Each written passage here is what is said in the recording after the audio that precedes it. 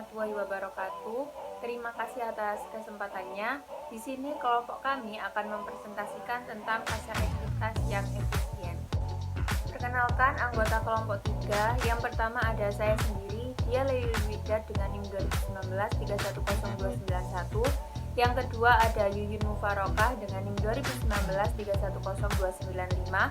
Yang ketiga ada Muslimatul Ulfa dengan NIM 2019 310301. Yang keempat ada Desti Rositasari dengan NIM 2019 310330. Yang kelima ada Nabila Khairana dengan NIM 2019 310332. Yang keenam ada Kristina Astifika Dewi dengan NIM 2019 310475.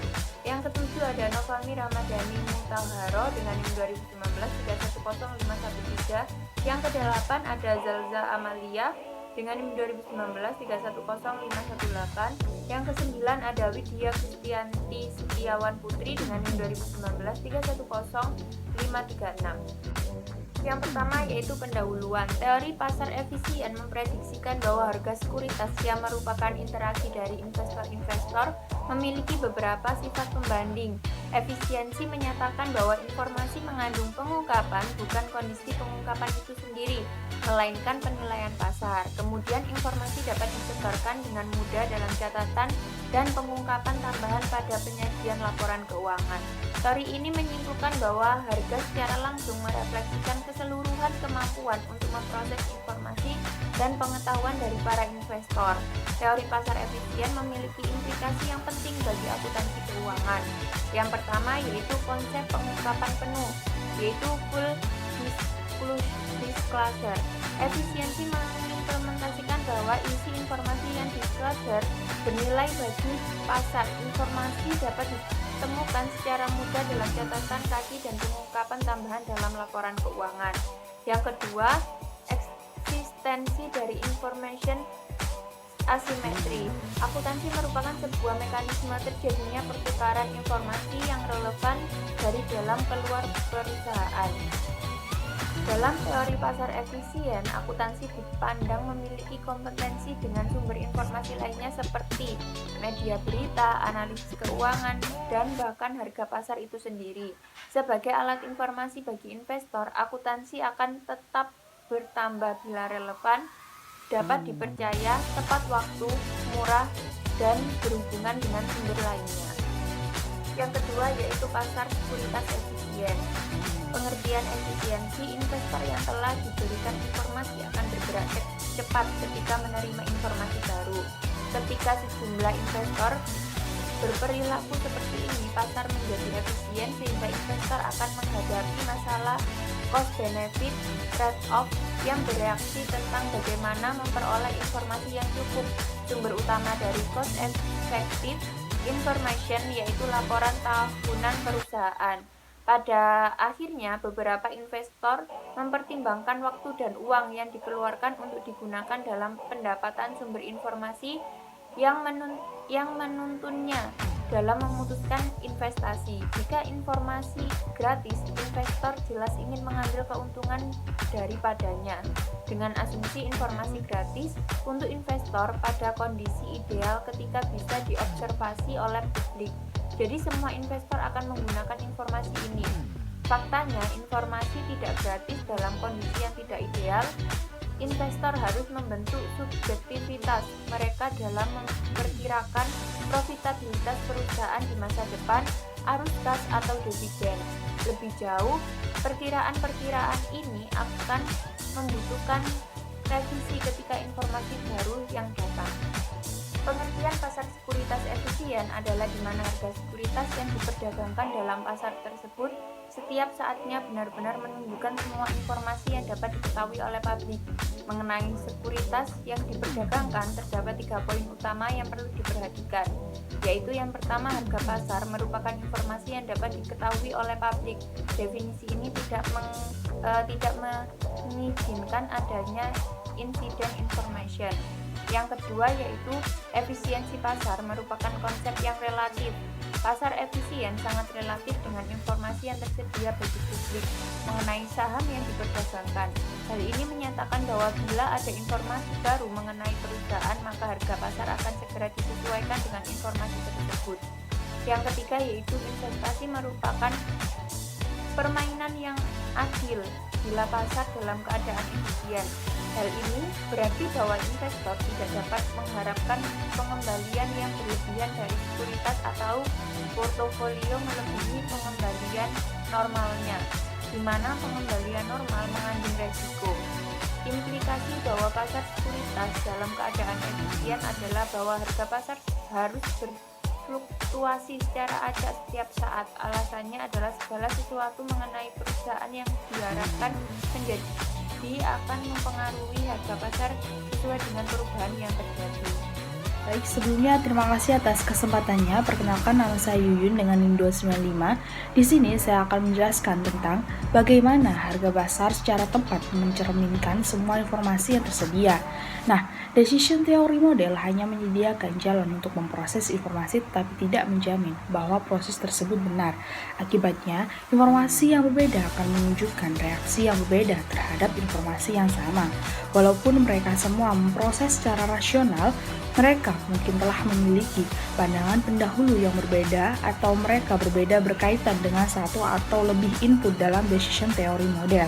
Dengan demikian, di dalam pasar sekuritas efisien, harga-harga dengan cepat dan tepat mencerminkan semua informasi yang tersedia dan harga pasar sekuritas yang terdapat di dalam pasar sekuritas tersebut akan berfluktuasi. Baik, selanjutnya adalah rangkuman. Dalam pasar sekuritas efisien, harga sepenuhnya mencerminkan semua informasi yang tersedia dan perubahan harga di pasar tersebut akan berperilaku secara fluktuatif dari waktu ke waktu. Efisien didefinisikan relatif terhadap informasi yang mengetahui saham. Jika informasi mengenai saham tidak lengkap, maka dapat dikatakan terjadi kesalahan informasi dari pihak perusahaan atau memang harga saham tersebut mengalami kesalahan. Nah, dengan demikian, efisien pasar tidak menjamin bahwa harga sekuritas sepenuhnya dapat mencerminkan nilai perusahaan. Pasar efisien sangat efektif, sangat relatif dengan informasi yang tersedia bagi publik mengenai saham yang diperdagangkan. Jadi, apabila ada informasi baru mengenai perusahaan, maka harga pasar akan segera disesuaikan dengan informasi tersebut. Kuantitas dan kualitas informasi yang tersedia untuk publik akan ditingkatkan dengan pelaporan yang cepat dan penuh. Namun, investor individu mungkin memiliki keyakinan sebelumnya yang berbeda dan atau dapat menafsirkan informasi yang sama secara berbeda, sehingga harga pasar memiliki informasi yang berkualitas atas pengolahan informasi dari individu-individu yang melakukan perdagangan di pasar.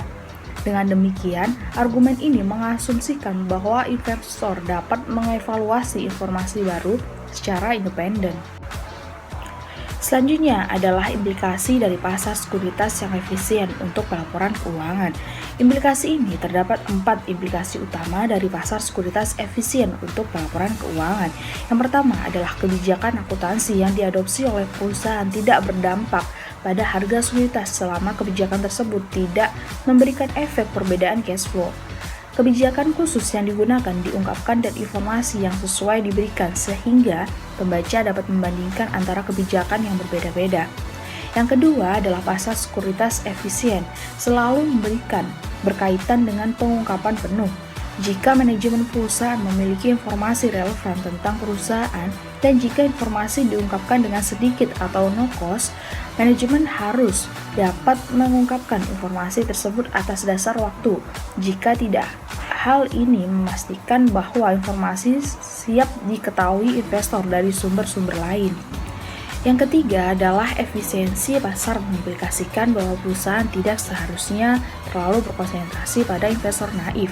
Maksudnya, yaitu bahwa informasi laporan keuangan tidak perlu dipresentasikan secara sederhana, sehingga semua investor dapat mengerti.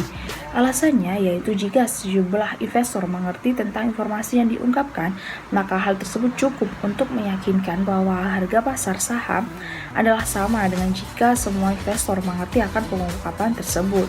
Dan yang keempat adalah akuntan harus dapat menyediakan informasi yang berguna. Cost efektif karena akuntan bersaing dengan penyedia informasi yang lain seperti analisa keuangan, media, pengungkapan oleh karyawan perusahaan, dan seterusnya.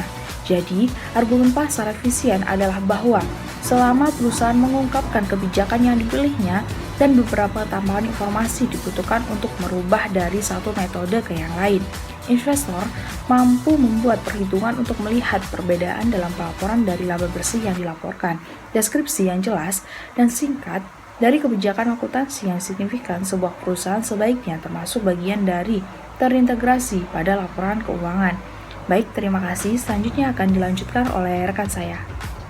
Baik, terima kasih atas kesempatannya. Di sini saya akan melanjutkan penjelasan dari rekan saya.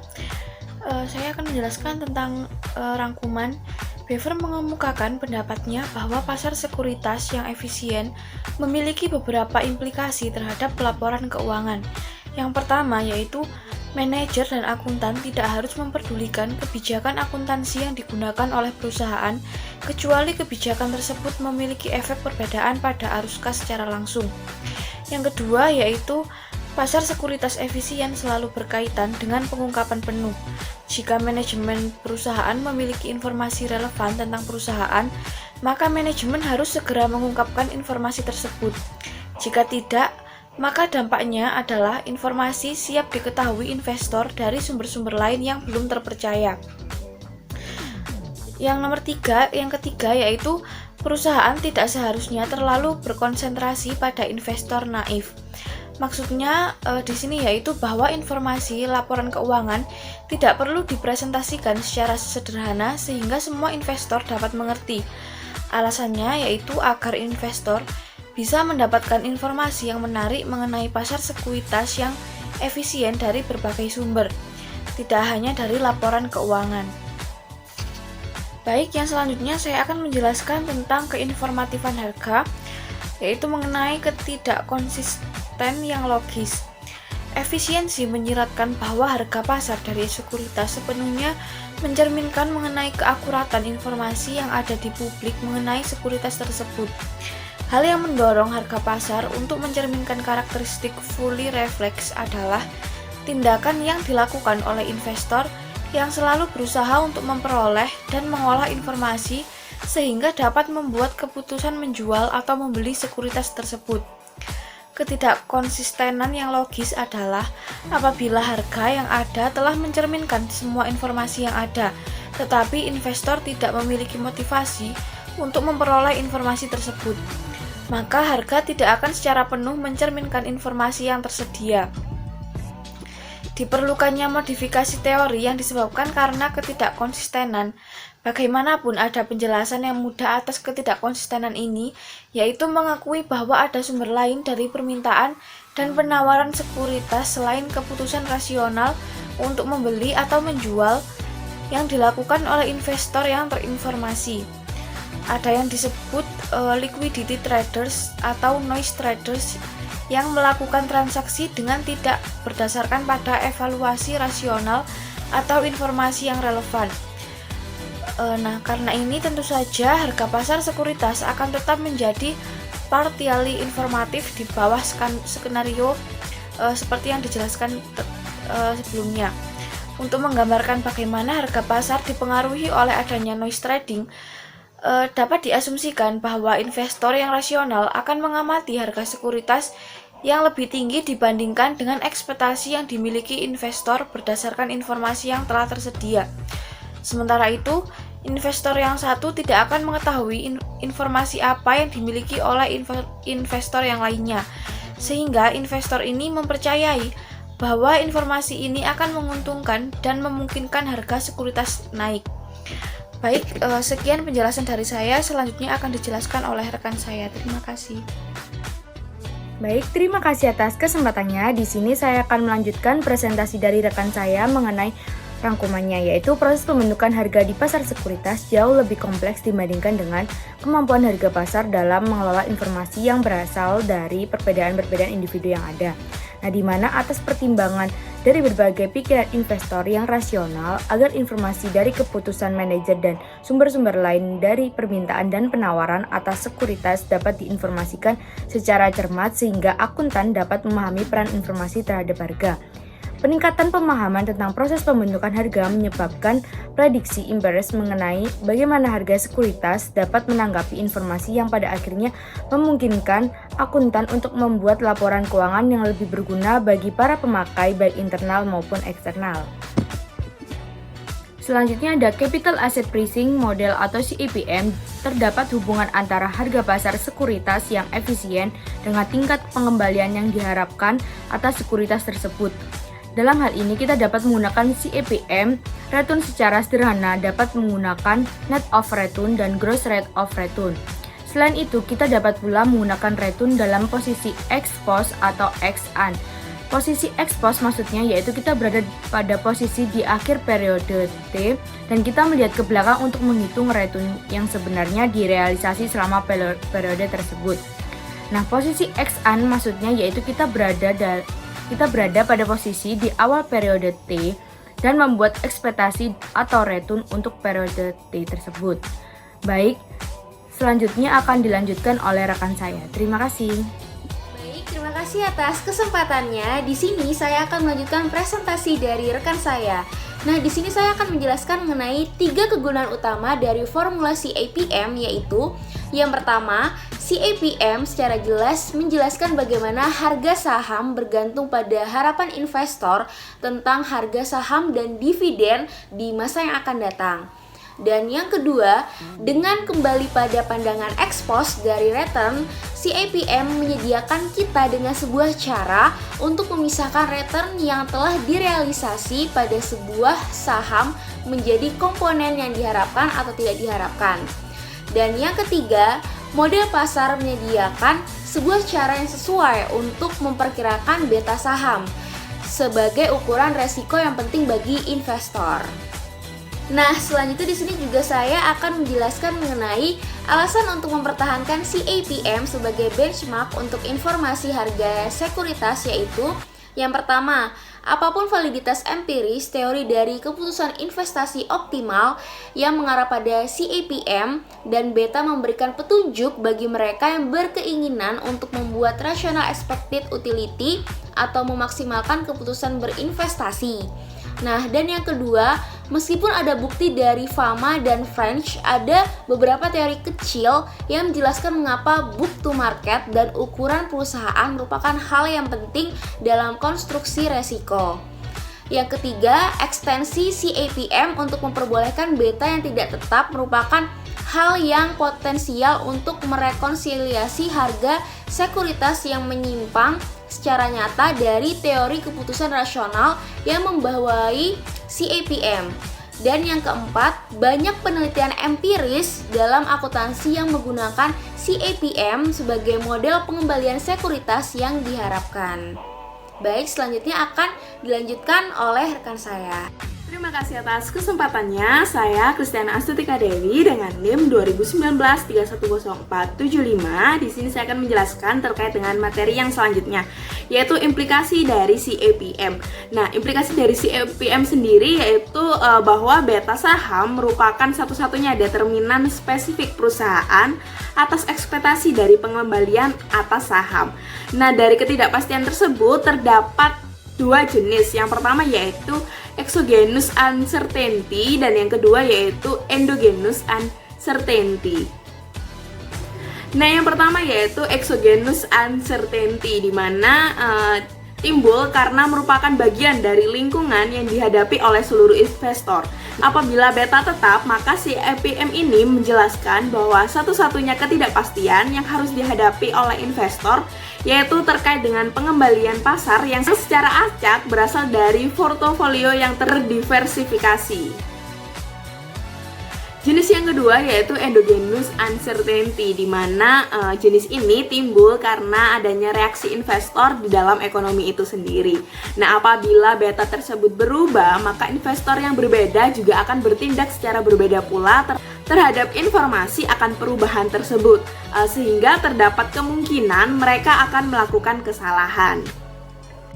Nah, anomali pasar sekuritas efisien sendiri adalah perilaku investor yang terlihat bertentangan dengan teori pasar sekuritas efisien, di mana bukti yang tidak konsisten tersebut dengan beta sebagai penjualan perusahaan, ukuran resiko yang spesifik juga perlu membata teori pasar sekuritas efisien. Teori pasar sekuritas efisien sendiri memprediksikan bahwa harga dari sekuritas juga akan bereaksi secara cepat dan tidak bias terhadap informasi yang baru.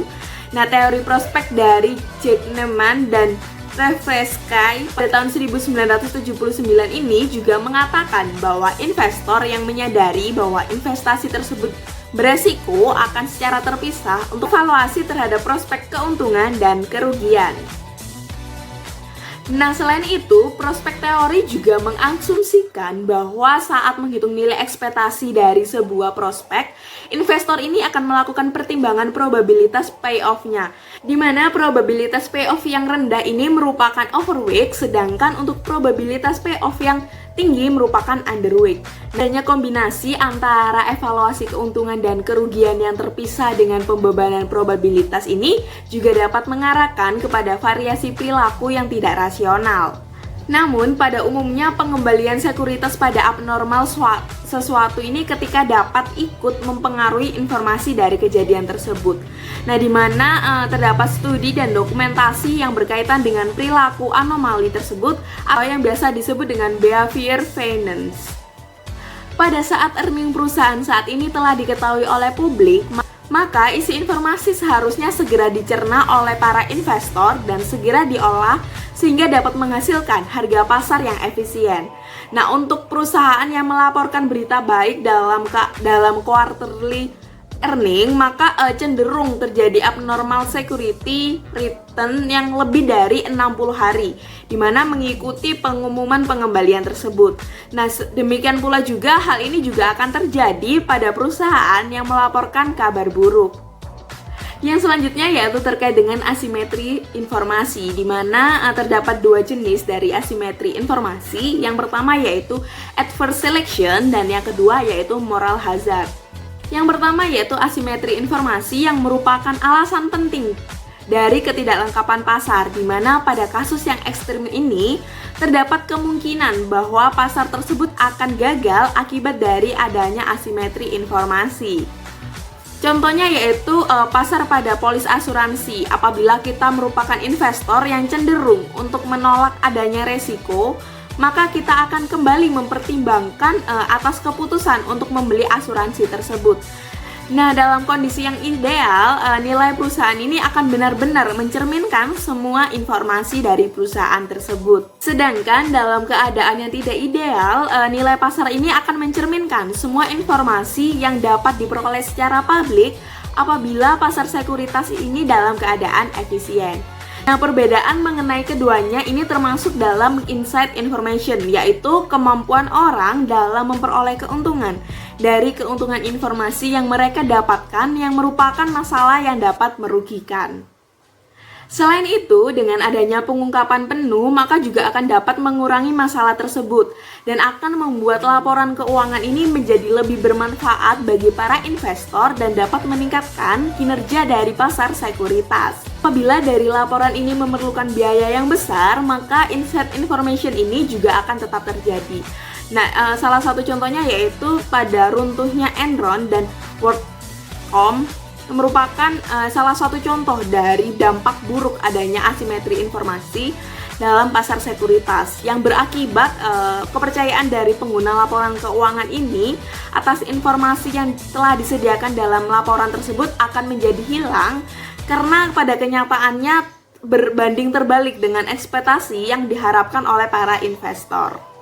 Penurunan yang besar juga terjadi dalam harga saham karena investor ini akan mengurangi jumlah saham yang mereka bayarkan atau dalam kasus yang ekstrim yaitu menarik diri sepenuhnya dari pasar sekuritas.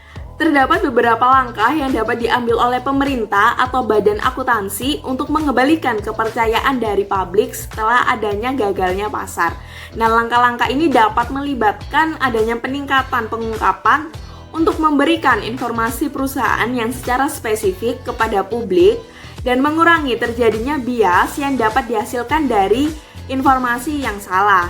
Nah, dengan demikian, pelaporan keuangan ini dapat digunakan untuk mengontrol masalah atas resiko estimasi yang salah, yang pada akhirnya juga dapat meningkatkan kinerja pasar sekuritas dan ketidaklengkapan yang ada di dalamnya.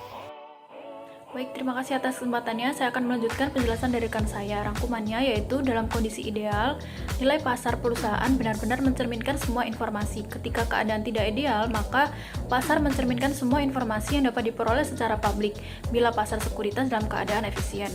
Adverse selection menciptakan risiko estimasi untuk investor. Jika risiko sepenuhnya tidak didiversifikasi, hal tersebut meningkatkan modal biaya perusahaan atas CAPM. Selanjutnya, pengaruh sosial dari bekerjanya pasar sekuritas. Di ekonomi kapitalis, pasar sekuritas merupakan mesin utama di mana modal dapat ditingkatkan dan dialokasikan untuk memenuhi kebutuhan investasi. Akibatnya, harapan sosial adalah bahwa pasar ini bekerja dengan baik. Investor akan peduli dengan hasil risiko estimasi dari adverse selection dan perdagangan orang dalam. Sebagai hasil, perusahaan dengan kualitas proyek investasi yang tinggi tidak akan menerima harga yang tinggi untuk sekuritas mereka, dan mereka akan investasi di bawah tingkat relatif terhadap tingkat efisiensi sosial.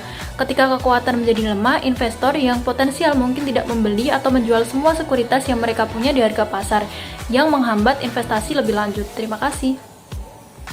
Di sini saya akan melanjutkan penjelasan dari rekan saya. Pasar dapat menyediakan insentif untuk membebaskan insight informasi yang dibutuhkan oleh regulasi, seperti penggunaan dealer mobil yang mengembangkan reputasi kejujuran dan adil akan menikmati harga jual yang tinggi. Sebuah perusahaan dengan kebijakan kredibel, pengungkapan dari luar regulasi, minimum dapat menikmati harga saham yang lebih tinggi dan biaya yang lebih rendah dari modal. Ini karena pengungkapan penuh mengurangi perhatian investor tentang inside information. Regulasi seperti tongkat dan membutuhkan hukum untuk menegakkannya. Kebutuhan regulasi akan dikurangi, namun untuk memperluas dengan perbaikan reputasi, harga saham yang tinggi, dan biaya modal yang rendah untuk motivasi pengungkapan penuh, kita dapat menyimpulkan keuntungan sosial dari pasar sekuritas yang sepatutnya akan didapatkan bila mengikuti dua kondisi yang kita temui, yaitu yang pertama, semua informasi yang relevan di daerah publik paling tidak lebih dari kemampuan dari denda dan insentif untuk biaya secara efektif memotivasi untuk membebaskan dari informasi di dalamnya. Dan yang kedua, harga pasar sekuritas secara relatif efektif untuk informasi ini. Baik, di sini saya akan melanjutkan penjelasannya, yaitu terkait contoh pengungkapan penuh. Yang pertama ada pengenalan. Analisis dan diskusi manajemen MD dan A adalah standar yang membutuhkan perusahaan untuk menyediakan penjelasan narasi dan dari operasi perusahaan untuk membantu investor menafsirkan laporan keuangan perusahaan. Sementara dari bunga, standar ini juga menyediakan ilustrasi penting bagaimana jumlah informasi yang berguna untuk publik dapat ditingkatkan. Yang kedua ada analisis dan diskusi manajemen. MD&A adalah penjelasan naratif melalui sudut pandang manajemen dari kinerja perusahaan, kondisi keuangan, resiko, dan harapan ke depannya. Ini ditulis dalam bahasa yang mudah dipahami oleh investor. Tujuannya yaitu membantu calon investor dan investor sekarang memahami laporan keuangan, membahas informasi yang tidak tergambar seluruhnya di laporan keuangan, membahas tren penting dan risiko penting, menyediakan informasi tentang kualitas dan variabel yang potensial terhadap saham dan arus kas untuk membantu investor menentukan jika kinerja masa lalu mengidentifikasi kinerja masa depan. Untuk mengimplementasikan tujuan tersebut, kebutuhan pengungkapan spesifik termasuk, yaitu yang pertama ada membahas kinerja perusahaan seluruhnya dan pendapatan, aset, dan kewajiban, menjelaskan faktor yang menyebabkan variasi dari periode ke periode seperti akuisisi dan deposisi, membahas kemampuan perusahaan untuk menentukan kebutuhan likuiditas jangka panjang maupun pendek, membahas komitmen dan perjanjian, membahas perubahan perjanjian akuntansi, menjelaskan dan membahas tren, resiko, dan ketidakpastian yang diharapkan mempengaruhi kinerja masa depan. Adapun beberapa aspek dari kebutuhan tersebut yang seharusnya diperhatikan, yaitu standar MD&A berorientasi menjelaskan untuk kedepannya. Pada standar MD&A, konsep dari sebuah sistem informasi adalah implisit. Sistem informasi menetapkan hubungan probabilitas antara bukti laporan keuangan sekarang dan kinerja perusahaan di masa depan, juga konsisten dengan orientasi masa depannya. Standar miring ke arah relevan pada trade-off relevan atau reliable, standar MD&A terlihat konsisten dengan teori atas pembuatan keputusan investor yang rasional dengan efisiensi pasar. Terima kasih. Selanjutnya akan dilanjutkan oleh rekan saya. Baik, selanjutnya yaitu contoh pengungkapan dari analisis dan diskusi manajemen. Yang pertama yaitu tentang perusahaan, yang terdiri dari ulasan singkat tentang bisnis tersebut dan apa sebenarnya tujuan utama dari bisnis tersebut. Yang kedua yaitu rencana strategis perusahaan, yang terdiri dari rencana 5 tahun ke depannya, pencapaian apa yang diinginkan dalam keuangan, dan prioritas selanjutnya. Yang ketiga yaitu enterprise risk management, yang dimana perusahaan menjelaskan program IRM-nya. Yang keempat yaitu data akuntabilitas. Yang kelima, risiko dasar, yang terdiri dari identifikasi risiko dasar dan penjelasan terkait strategi untuk mengatasinya. Dan yang terakhir yaitu pengendalian dan prosedur. Informasi yang didapatkan yang berhubungan dengan pengendalian risiko dapat berjalan dengan baik, bahkan dapat melebihi dari apa yang seharusnya dipelajari dari laporan keuangan itu sendiri. Sehingga kita dapat berpendapat bahwa mengapa beberapa perusahaan berusaha melampaui persyaratan pelaporan minimal. Hal tersebut terutama dikarenakan potensi tuntutan hukum jika pengungkapan ke depannya tidak terpenuhi. Dan salah satu kemungkinan lain yaitu bahwa dengan membangun kepercayaan investor melalui pengurangan resiko estimasi, biaya modal perusahaan diharapkan akan berkurang. Baik, yang terakhir adalah kesimpulan dari materi ini, yaitu yang pertama, teori pasar efisien memiliki implikasi yang besar bagi akuntansi keuangan. Dan definisi efisiensi pasar sendiri yaitu hubungan antara harga sekuritas dengan informasi. Efisiensi pasar sendiri dapat didefinisikan dalam beberapa macam, yaitu dapat berdasarkan nilai intrinsik sekuritas, berdasarkan akurasi dan dari ekspektasi harga, dan juga dapat berdasarkan distribusi informasi. Kesimpulan yang kedua yaitu analisis dan diskusi manajemen adalah contoh penting terhadap standar pengungkapan penuh. Standar ini berpotensi untuk menyampaikan informasi melebihi dari apa yang ada pada laporan keuangan berdasarkan biaya historis. Pengungkapan penuh juga mempunyai dua manfaat yang utama, yaitu yang pertama, memungkinkan investor untuk membuat keputusan yang lebih baik, dan yang kedua, untuk memperbaiki kemampuan pasar sekuritas terhadap investasi langsung untuk penggunaan yang lebih sering digunakan. Kedua manfaat ini dapat dicapai secara bersamaan karena informasi yang baik memungkinkan keputusan pembelian atau penjualan membentuk harga saham untuk mendekati harga dasar atau harga awalnya. Selanjutnya yaitu untuk mengurangi adanya estimasi risiko, kita dapat melakukan pengungkapan penuh sehingga informasi dapat digunakan oleh pihak eksternal dan pihak eksternal tersebut dapat menggunakan pengungkapan penuh ini untuk dasar pengambilan keputusan tanpa risiko estimasi. Tapi kita perlu ingat bahwa risiko ini tidak dapat dihilangkan, tapi risiko ini dapat dikurangi karena tidak mungkin semua informasi internal perusahaan selalu dipublikasikan ke pasar untuk menjadi informasi publik. Yang terakhir yaitu, jika harga sepenuhnya informatif, maka tidak ada satupun yang menghalangi untuk pengumpulan tambahan informasi, sehingga berdampak pada harga pasar yang mengandung sumber perusahaannya sendiri.